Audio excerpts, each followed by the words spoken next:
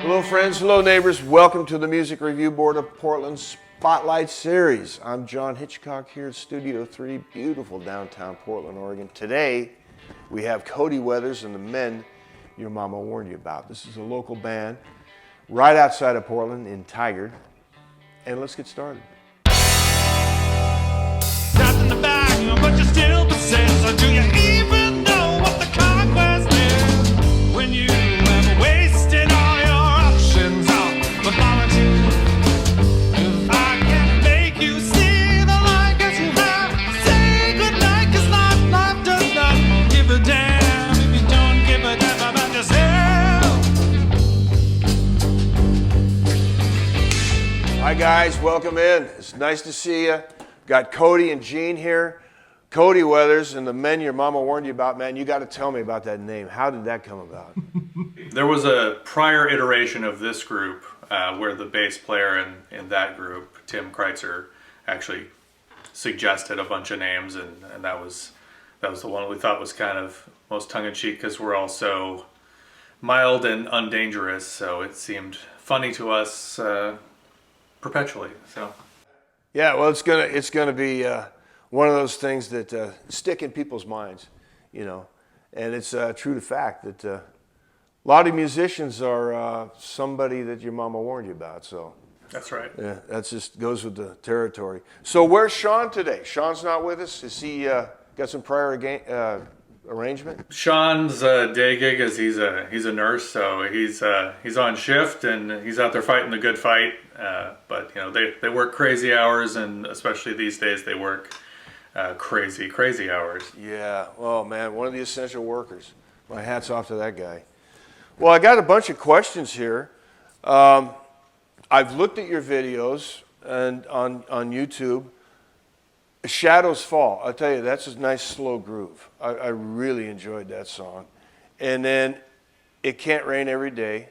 I looked at that. It's a great song. All these songs, the ones I've seen, are very original and so different from one another. Talk about that a little bit. Where does this originality come from in your songwriting? I think that there's a lot of things that go into that soup. You know, you're trying to make a song, and it's kind of like a jigsaw puzzle, and you're just trying to solve this immediate problem of like, where does this song go, and what does it sound like, and what should come next, and what sounds good.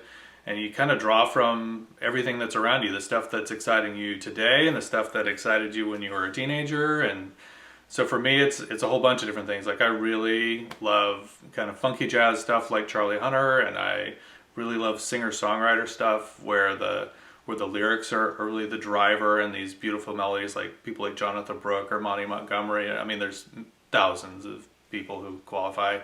I really loved the Beatles. That was kind of my introduction to rock and roll, was kind of stealing my dad's vinyl and just kind of listening on my crappy little record player. And then I'm a child of the 80s, so there's definitely this sort of hard rock influence that bleeds through the cracks, even if that's not overtly what we sound like. So it's just, you're taking it all and stirring the soup and trying to see what comes out. And then on top of that, you know, I did go to music school, so I loved sort of avant-garde composers like Stockhausen and Charles Ives. So trying to think outside the box and twist into something that's a little bit new or a little bit challenging to me, something that's not just the same ideas that I fall back on for comfort food, but to spice it up, and then hopefully something good comes out, something creative. Well, I'll tell you what really jumped out at me was the originality, and there is no form that I could see from song to song. It just is what it is. Each song was good in its own realm. Talk to me a little bit about that music school you went to. I had a scholarship to go to Lewis and Clark, and it was a really great experience for me. It's a small school. It's a small music school, and the composition professor at the time, he's since passed, unfortunately, was Vincent McDermott. And the thing that was great about him was that in that small group of composers, he was completely divested from trying to make us little Vincent McDermotts.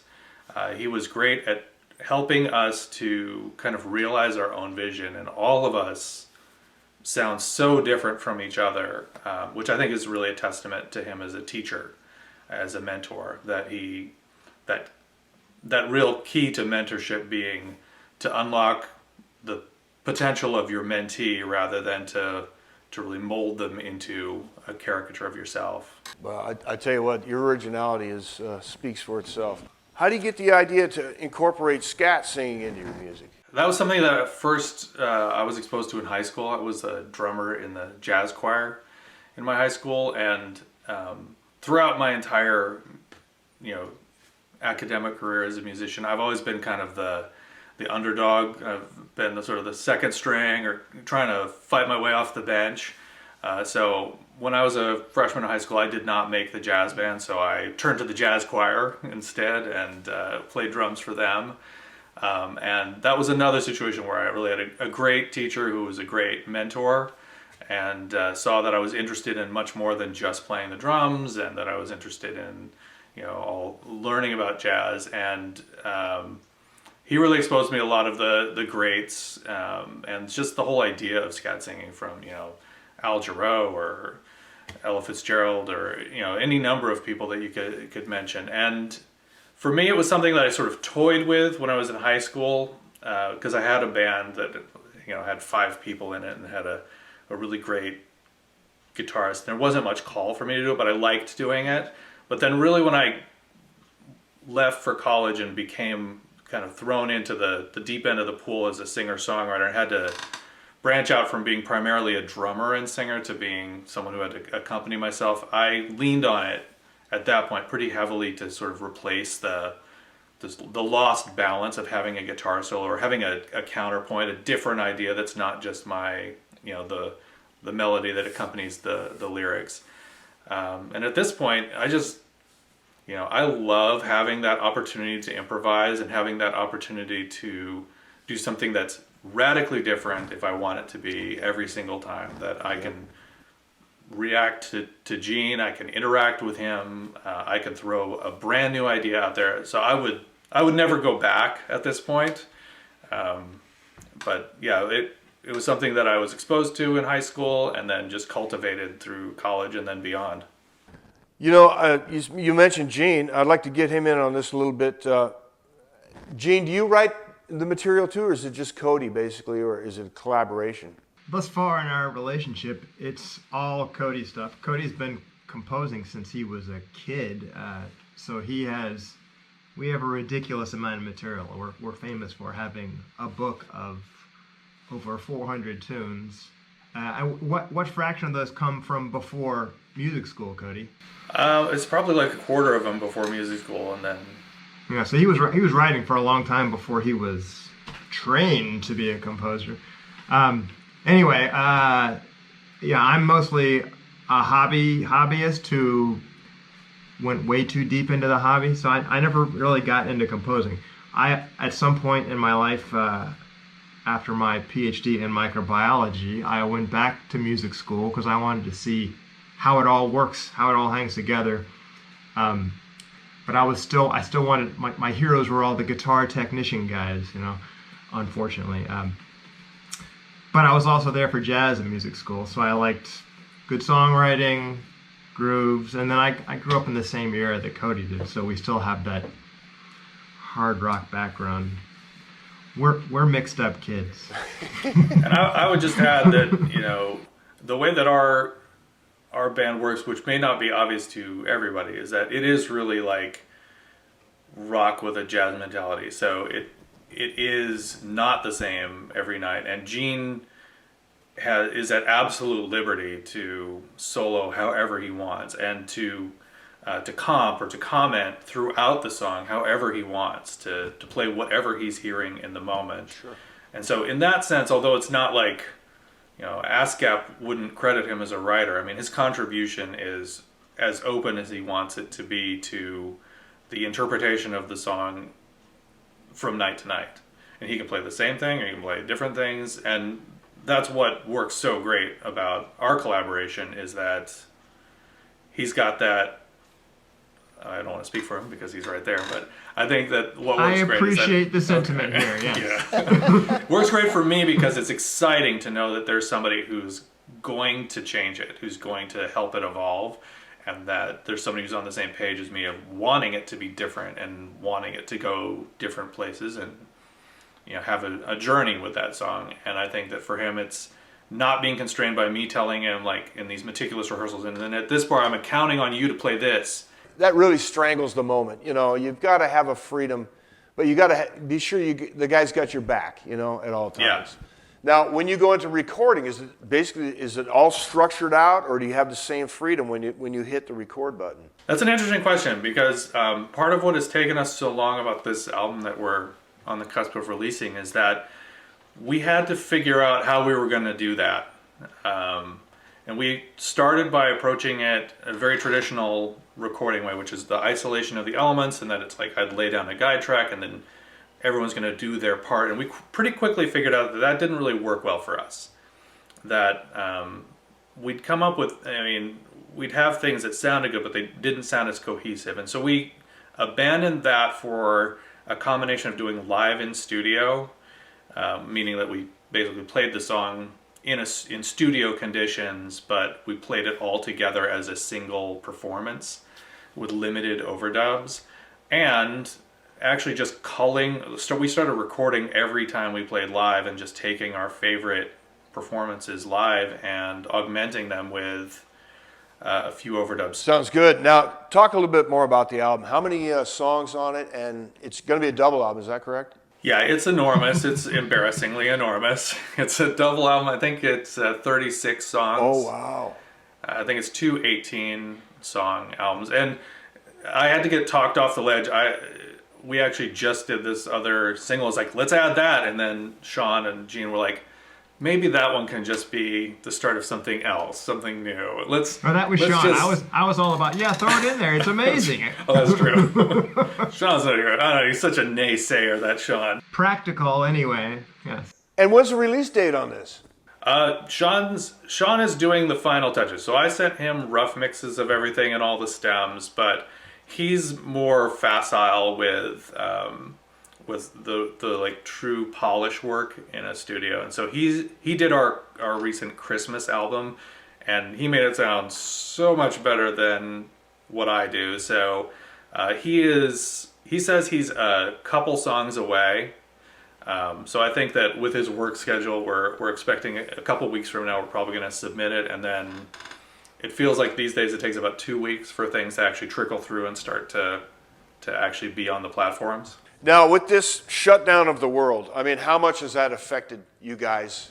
I see that you're still playing via Facebook, but there's nothing like playing live. You know, it just isn't. Yeah. And so, what kind of a crimp has that put in your cookie? It certainly has impacted our output. In a typical year, we play probably in the neighborhood of 40 shows, and a lot of these are, you know, for us, like New Year's kind of shows. We are going to probably end up losing the entire balance of this year, if I had to guess, in terms of the availability for us to play. We may be able to play a few times here and there, and I'm not including like live stream or those kind of things, but in terms of actually sitting in the same room together playing live, you know, your guess is as good as mine, but it sure seems like the tea leaves are that probably live music is not going to reemerge for a while, and certainly live music at the bottom half of the ladder, those lower rungs we occupy, is probably not really going to be available. So we already know that, like, our farmers market season, we play a lot of farmers markets, both acoustic and full band. That's pretty much gone. The summer festivals that we're typically associated with, those have already been canceled. But, you know, our thoughts, like everybody's, are first and foremost with the paramount of safety. There's nothing like playing live. You feed off the audience, your fan base, or whoever, and so we're kind of in a different world now. It's kind of wild in that way. During the pandemic that we're all in, how much of an effect does that have on your live shows and your fan following? Just talk about that a little bit, if you would. we have a modest following, and for us, playing live is primarily about trying to expand that following. So we favor gigs where there are new ears. We favor opportunities to play long sets where passersby might get drawn in. That's why we love playing farmers markets. We love playing outdoor festivals. So for us, we are going to miss that. Like, this is a hiatus from the opportunity to really connect with new people.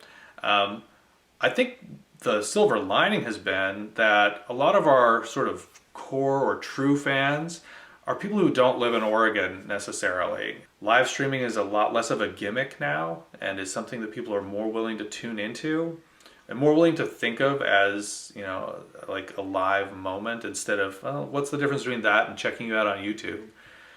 It's been good for us to get nudged to doing that and to honing our skills there. And I think it's been good for people who don't get a chance to see us to go ahead and take the plunge and check out, you know, our live stream gigs. You've been recording this double album for a few years now, and what's been the recording process, and what's the guiding principle of philosophy in putting it together? The last big album that I did was in 2005, and it was a solo project where I played, it was another double album where I played like all the instruments, and it just felt like, although that's a great album, and I encourage everyone to check it out, Least Significant Failures, it's on Spotify and everything, but it just felt like it was no longer as representative of what you're hearing if you come and see us play. You know, it really is a band thing, and Sean and Gene have personalities, and they are really evident in how, you know, their musical personalities are, you know, front and center. And that's not what you're hearing if you go listen to my old solo album. So it just felt like we needed to kind of update, you know, both some of the songs that are common to those two albums, but also a bunch of songs that weren't really my favorite songs to play, or are new songs that I've written since 2005 and that are core to what we play today. That's great. And, you know, speaking of playing and hearing you guys, why don't you do a song now? Could we get It Can't Rain Every Day? Yeah, absolutely. And I just mentioned that's already out there on Spotify or wherever you listen to Electrons and all the streaming platforms, and we have a video for it as well. Okay, so let's take it away with It Can't Rain Every Day.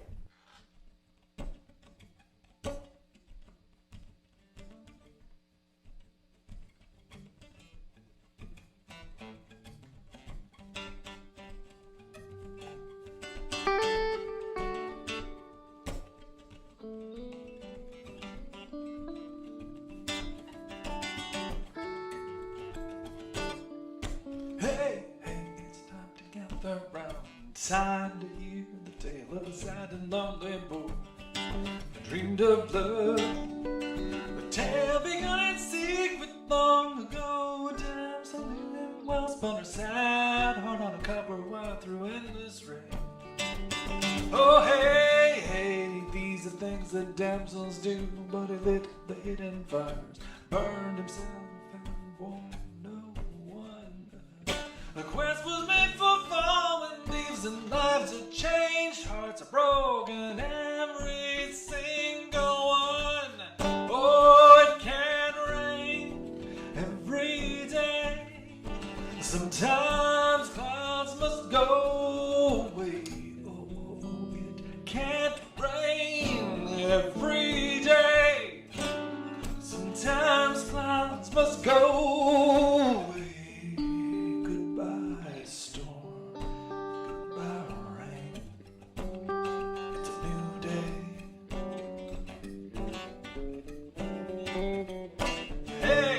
It's time to take a shot, or time to speculate and take the risk that once you dream and fear. The only things worth having have a price, you know, but sometimes you make back what you paid and more. Hey, hey, the price you paid was high, weighed in blood and gold. The word of what is up, word of what is up, curse me. Yeah, well, you pack your bags, you drive your car through dusty towns on wheels of fire. Go to her, you bend your heart, do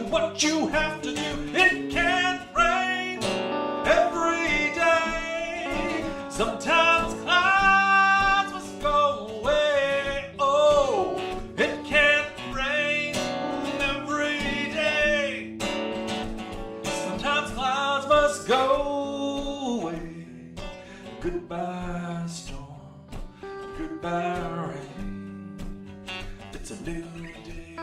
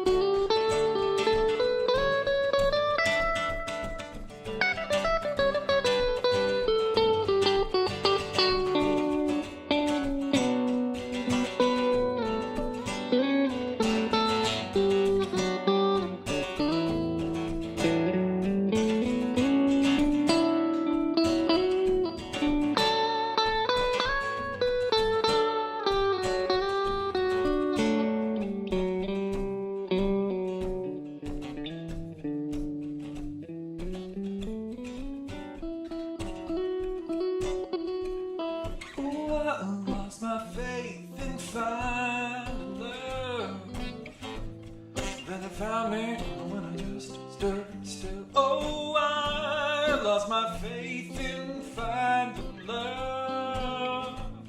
Then I found me when I just stood still. Get on side to the back, get on side to the back, get on the bed of the get on the bed, get on the get the bars a day and hey, hey, the love we found was good, easy, deep, and true, and better than we dreamed. That love we traded rings, we traded vows, we made a family name, found our dreams, found our hearts, did what we had to do. It can rain every day. Sometimes clouds must go away. Oh, it can't rain every day. Sometimes clouds must go away. It can't rain, it can't rain, it can't rain, it can't rain, can't rain, can't rain every day. It can't rain every day.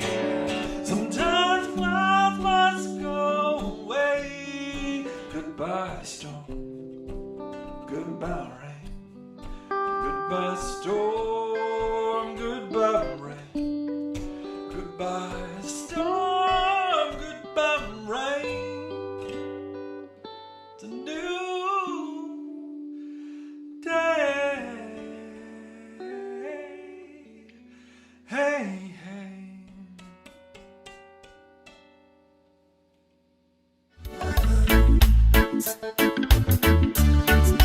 See them creeping on fantasy, far from reality. Fantasy, them a ghost, them a choke. Fantasy, we will be there. Fantasy.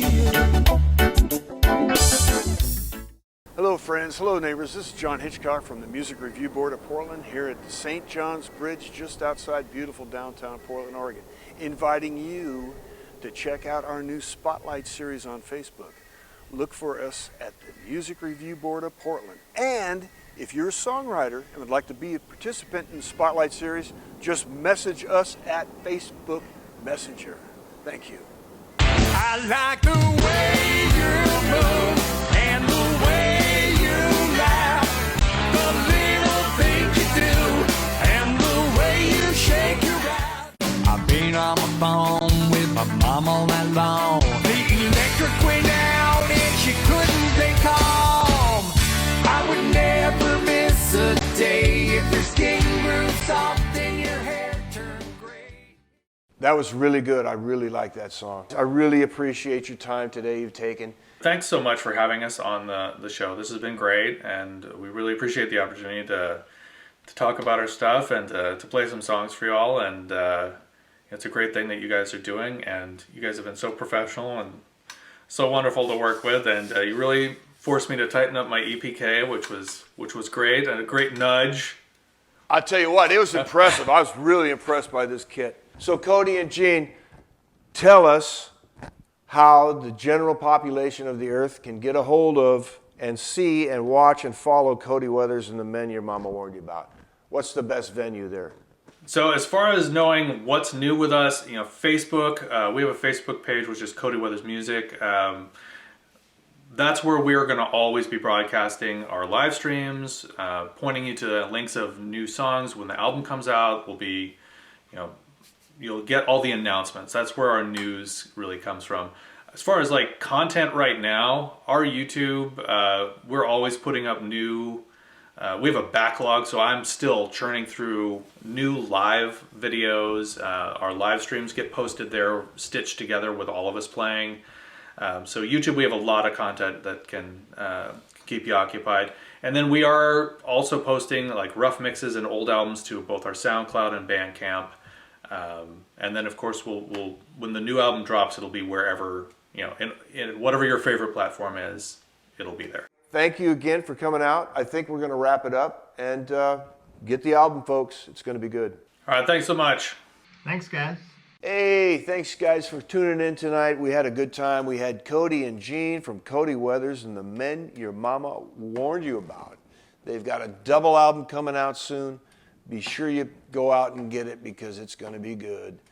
So thank you, friends, and thank you, neighbors, for joining us for the Music Review Board of Portland Spotlight Series. I'm Jon Hitchcock, Studio 3 in beautiful downtown Portland, Oregon. We'll see you next time.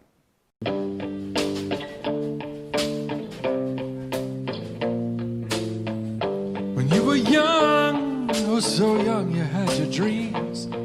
But now you got to live your life. However you can make it work, and I can wash away your problems with a single potion. I can take you where you've never been before.